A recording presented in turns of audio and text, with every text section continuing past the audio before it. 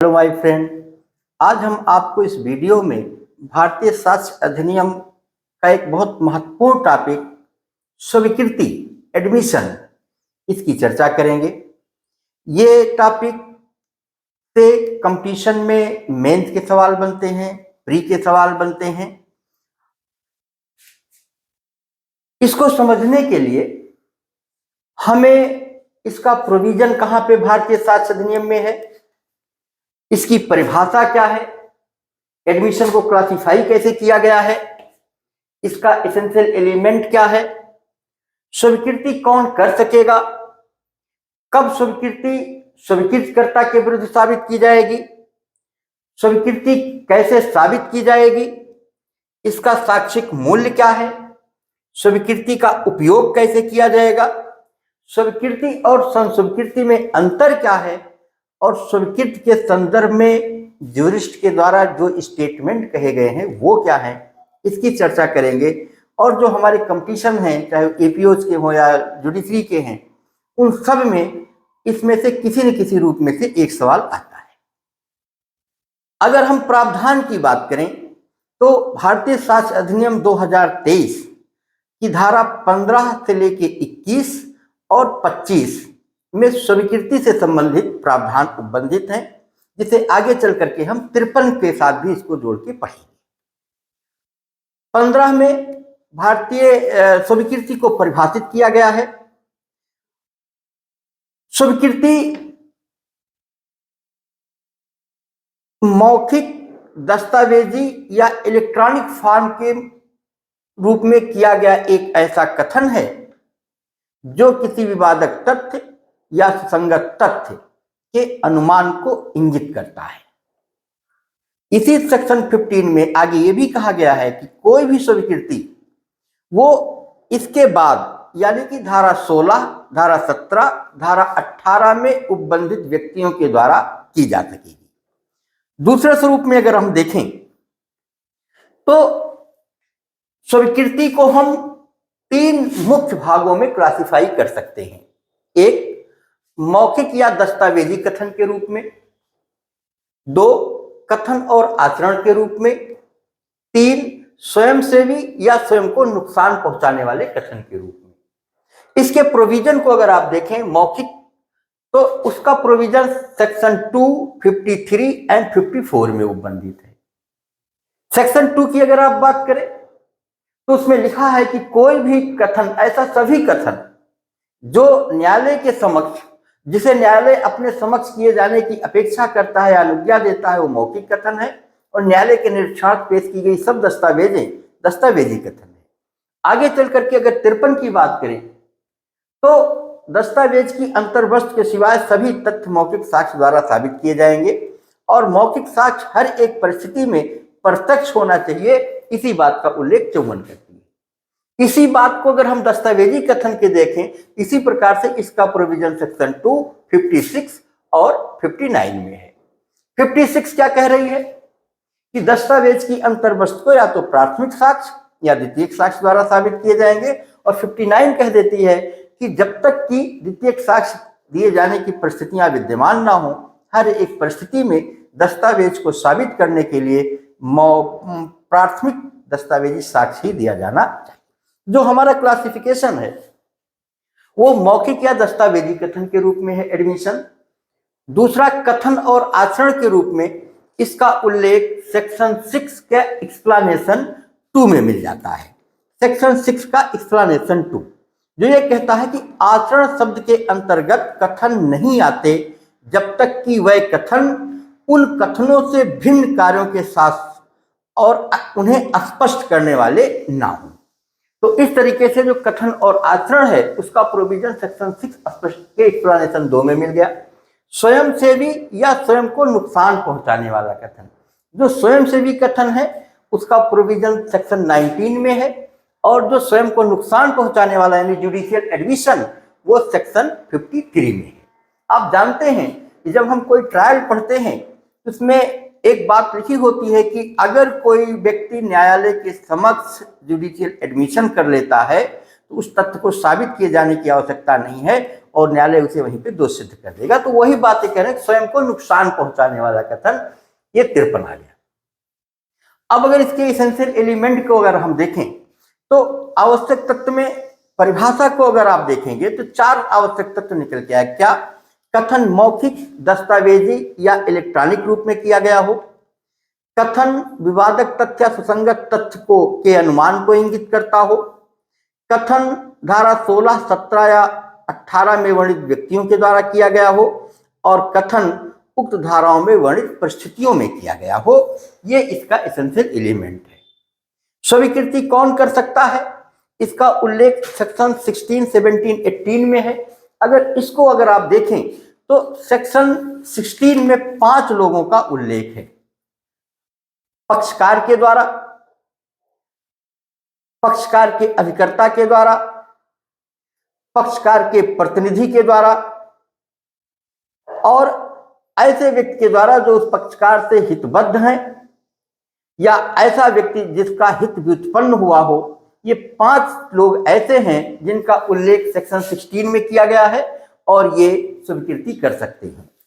17 में कहा गया है ऐसे व्यक्ति जिनकी स्थिति बाद के पक्षकारों के विरुद्ध साबित की जानी है वह भी एडमिशन कर सकते हैं। और सेक्शन 18 कहती है कि बाद के पक्षकारों के द्वारा जो निर्देशित व्यक्ति हैं यानी रिफर्ड पर्सन हैं वो भी एडमिशन कर सकते हैं। तो अगर हम 16, 17, 18 को देखें तो 16 में 5 व्यक्ति, 17 में 1 व्यक्ति, 18 में 1 व्यक्ति, टोटल 7 व्यक्ति ऐसे हैं जो एडमिशन करने के लिए अधिकृत हैं। कब स्वीकृति स्वीकृतकर्ता के विरुद्ध साबित की जाएगी? एक महत्वपूर्ण सवाल है, ये कंपटीशन में आता है।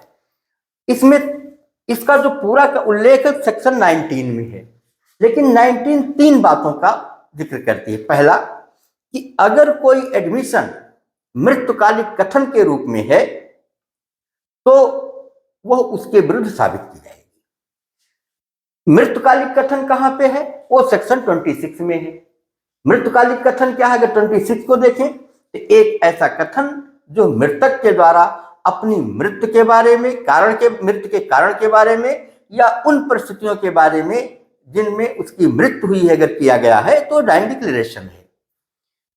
इसके बाद सेक्शन 12 कहती है कि अगर कोई कथन जो मन की दशा से संबंधित है तो वो भी उसके विरुद्ध साबित की जा सकेगी। और उसी सेक्शन 19 में लिखा गया है कि जो अन्यथा सुसंगत हैं, अर्थात भारतीय साक्ष्य अधिनियम की धारा 3 से 50 के बीच में अगर वो कहीं पे भी सुसंगत होंगे तो वह उनके विरुद्ध साबित किए जा सकेंगे। अब स्वीकृति कैसे साबित की जाएगी? इस संदर्भ में 2 नियम हैं। अगर स्वीकृति औपचारिक स्वीकृति फॉर्मल एडमिशन है तो ऑर्डर 8 रूल 5 के अंतर्गत साबित की जाएगी। अगर वो अनौपचारिक स्वीकृति है तो सेक्शन 54, 55 BS से मौखिक कथन के रूप में, और सेक्शन 56 से 60 के बीच में जो प्रोविजन है वो दस्तावेजी कथन के रूप में साबित किए जाएंगे। अभी इसका उल्लेख हम लोग इसमें किए हैं ऊपर। अब इसकी एविडेंटरी वैल्यू की बात आती है। महत्वपूर्ण टॉपिक है, सवाल हमारा यहां से भी बन जाता है कि इसका एविडेंटरी, इसकी वैल्यू क्या है।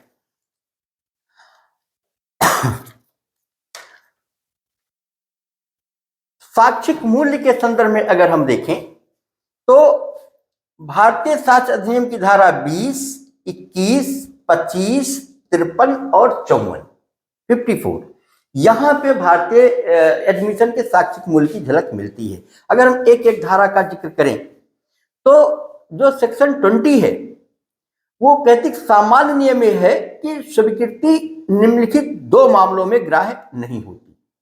पहला, दस्तावेज की अंतर्वस्तु को साबित करने के लिए,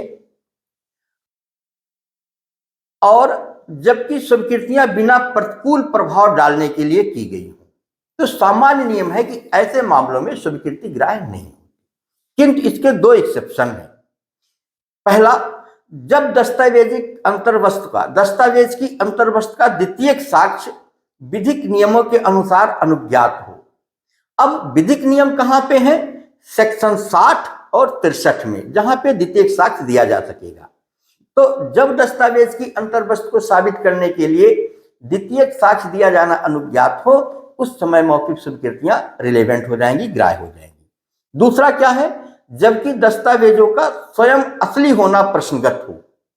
अब किसी दस्तावेज का असली होना अगर प्रश्नगत हो गया है कि वो सही है या गलत है, तो मौखिक स्वीकृतियां एडमिसिबल हो जाएंगी।